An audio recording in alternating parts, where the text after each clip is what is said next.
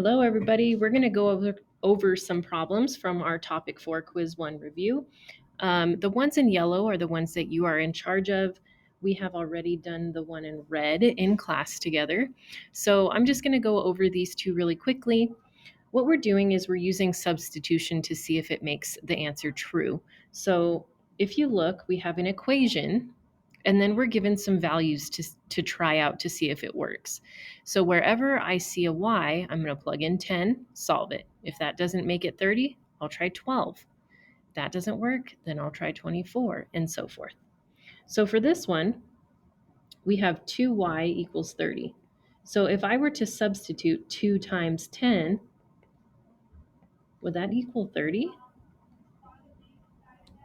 20 does not equal 30, so that could not be my answer. Then I would do the next thing. And so if you don't want to try all the answers, we could really we could use estimation to see which one would be the most reasonable to try. But this one we'll just go ahead and do. So 2 times 12 is 24. 24 is not 30. So that wouldn't work. And then I would continue going through the list of numbers to see if one of those worked. So 2 times 24 is 48. So that one wouldn't work either. 2 times 36, that would not work. So if none of these work to make 30, then you would say no solution from the set. So on number 3, there is no solution from the numbers that they gave us. Okay, you don't have to solve it to find out what the answer is. Remember, we're just looking to see the solution from the set that is given to us. So this one does not have a solution from these 4 numbers. Now the next one here, we have f minus 13.2 equals 28.9. And then it gives us 4 different numbers to try. So we're going to use substitution to figure out which one of these could be the answer.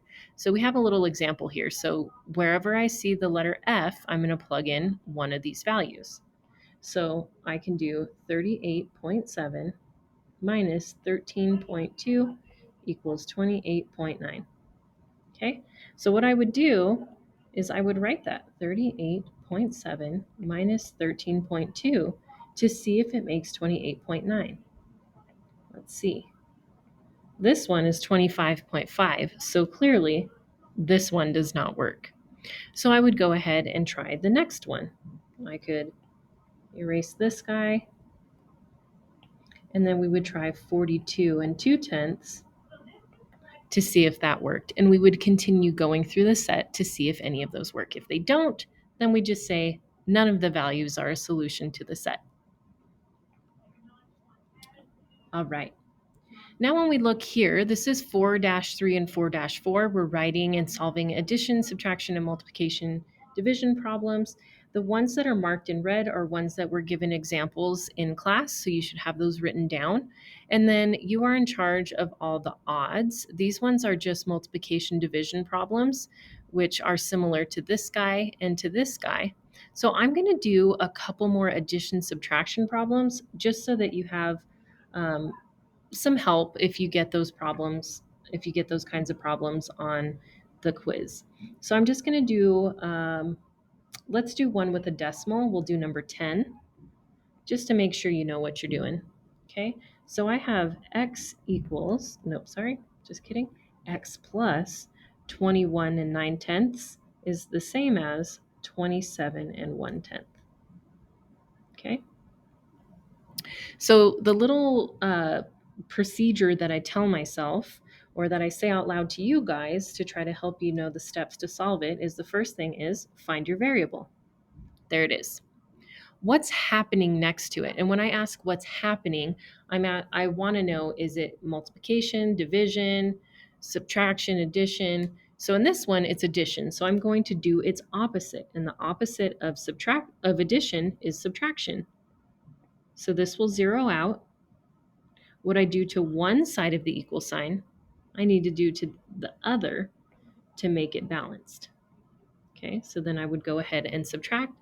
X now is left by itself, and whatever my difference is here is going to be my answer.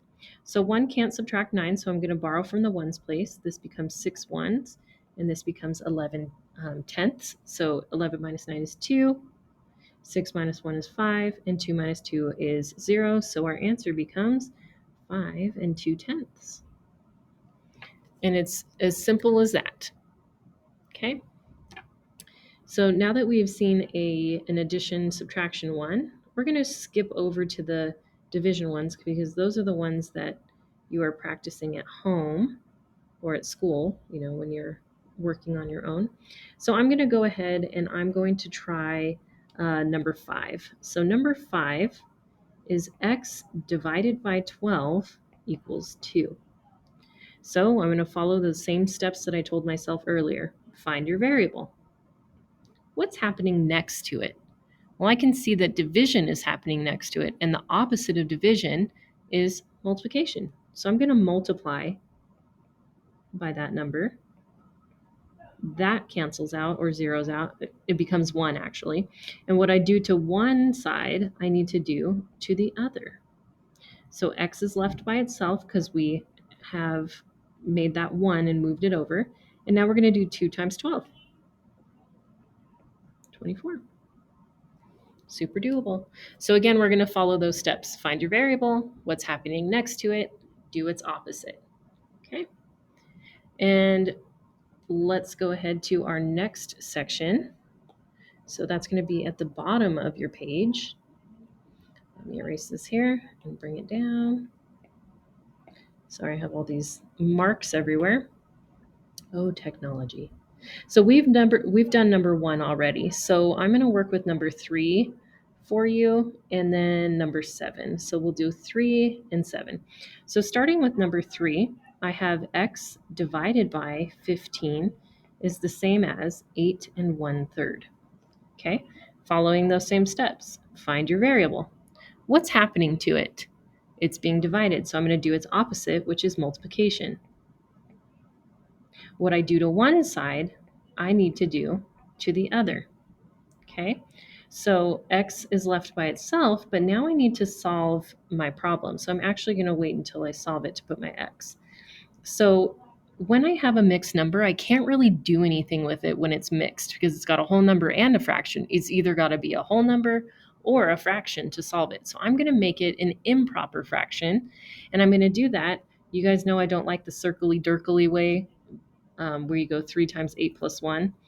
I like to do it with a number bond, so I'll show that way.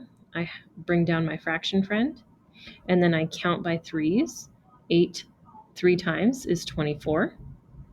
So it's 24 thirds. And then we add those together. That becomes 25 thirds times 15. So it's 15 over 1 because it's a whole number. And when we multiply fractions, we really just multiply the numerators and the denominators.